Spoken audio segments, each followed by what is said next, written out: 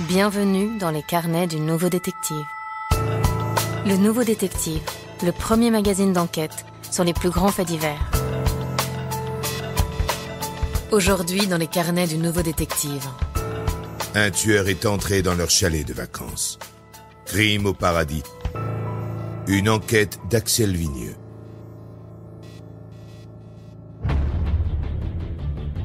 Une douleur foudroyante à l'estomac. Il est 3 heures du matin lorsque Matthew Turner se réveille en sursaut. Le temps de reprendre ses esprits, un deuxième coup identique le cloue à son matelas. Penché au-dessus de lui, dans l'obscurité, 2 yeux luisent férocement. Puis c'est l'éclair d'un couteau qu'on lève. C'est sûr, il ne s'agit pas d'un mauvais rêve. Matthew dresse un bras puissant, part le coup in extremis. Le type recule en pestant, disparaissant dans les ténèbres de la chambre. Mais c'est de l'autre côté du lit, désormais, que se tient la menace, les cris, la confusion. Puis Matthew voit sa femme Karen aux prises avec un deuxième agresseur. L'ombre d'un fou s'acharne sur elle, frêle silhouette, et refrappe cette nuisette immaculée qui se tache d'un sang noir. Ce ventre où grandit un enfant. Leur enfant. Matthew bondit. De carrure, l'homme est impressionnant. Celui que ses amis appellent le gentil géant n'a pas son pareil pour maîtriser une vache indisciplinée. Et sur les terrains de rugby, qu'il pratique en amateur, on le craint autant qu'on l'estime. Alors il n'a aucun mal à repousser l'homme au couteau. Mais le deuxième type revient à la charge. C'est un combat sans merci que Matthew Turner s'apprête à livrer. Pour Karen, pour leur enfant à naître. Pieds nus, le ventre lardé de plaies à vif, le colosse fend l'air, ses poings comme des battoirs. Ses adversaires battent vite en retraite. Dans le corps à corps, tous trois dégringolent l'escalier de la mezzanine, mais Matthew n'a que le temps de voir les 2 ombres passer la baie vitrée et sauter du balcon pour se fondre dans la nuit. À quelques mètres sous ses pieds, l'océan dort d'un sommeil tranquille. Maman? Papa? Mon Dieu, Hayden. Dans le chaos de l'attaque, Matthew Turner en aurait presque oublié son petit garçon de 2 ans. Debout sur son petit lit parapluie, l'enfant hurle de peur. L'Oleka, l'hôtel de luxe que Matthew et Karen Turner avaient choisi pour passer la nuit, est réputé pour son calme absolu. Situé en pleine réserve naturelle, c'est un havre de paix, fort prisé des amoureux de la nature. Quelques chalets tout confort surplombent la lagune, l'un des joyaux de la côte est sud-africaine. À cette heure de la nuit, les forêts qui l'entourent gardent un silence religieux que les perroquets multicolores n'hésiteront pas à briser aux premières lueurs de l'aube. Les zèbres et les impalas y circulent librement jusque sous les fenêtres des touristes émerveillés. Bref, c'était l'endroit idéal pour célébrer l'anniversaire de Karen, 31 ans, avant de se rendre à un mariage plus loin dans les terres.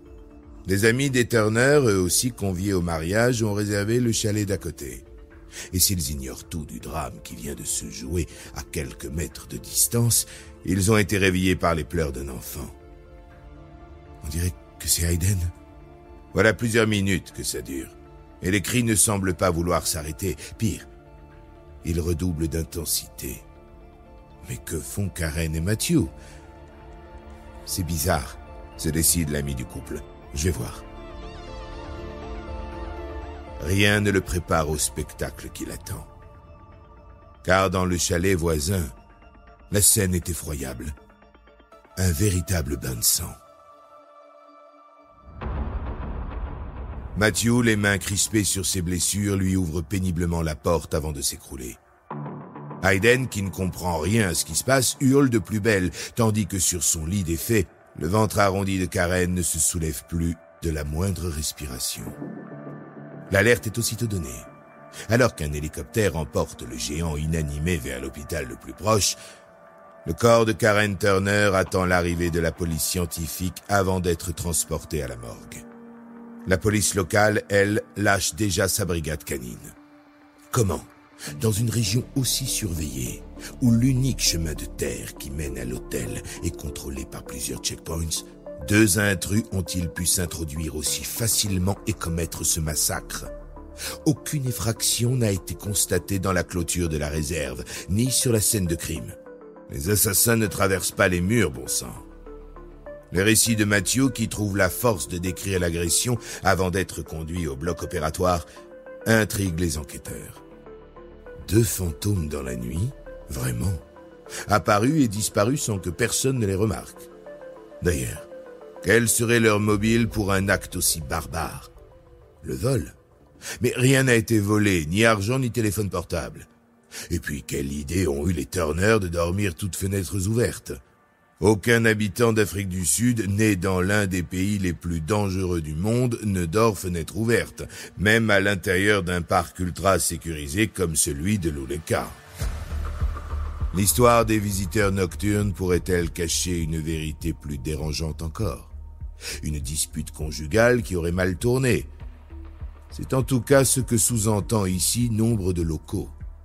L'agence du tourisme en tête, qui ne tient pas à donner à ses parcs naturels une réputation de coupe-gorge. Par la voix de son représentant, Vuyani Dayimani, tout est fait pour impliquer, mine de rien, Matthew dans le meurtre de sa femme.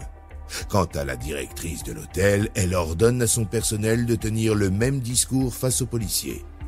Aucun employé ne se trouvait cette nuit-là dans l'établissement. Vu comme ça, forcément, personne n'aurait pu commettre le crime, à part Matthew. Sauf que cette version ne tient pas. À l'aube, quand Jan Crouch, le frère aîné de Karen, vient prendre en charge le petit Hayden, il découvre les bureaux de la réception dans un grand bazar, comme si les assassins avant le meurtre avaient visité l'hôtel. Selon la direction, qui reconnaît un léger désordre, ce serait dû à des clients affolés, lesquels auraient cherché après l'attaque un téléphone afin de prévenir la police. Étrange hypothèse, à l'ère des téléphones portables.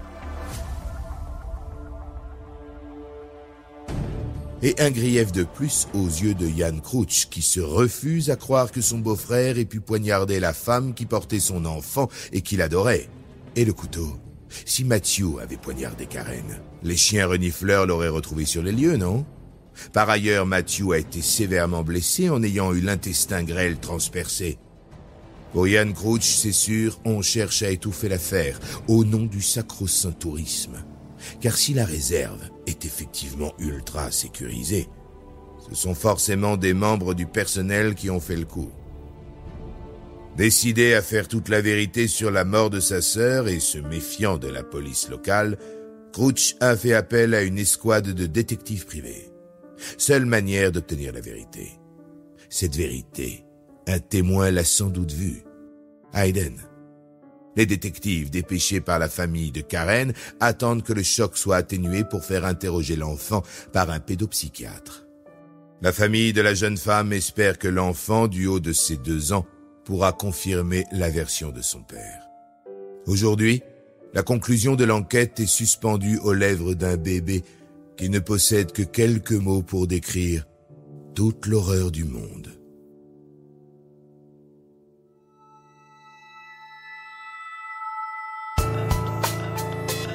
Retrouvez chaque semaine toutes nos enquêtes dans le magazine Le Nouveau Détective et nos podcasts sur lenouveaudétective.com.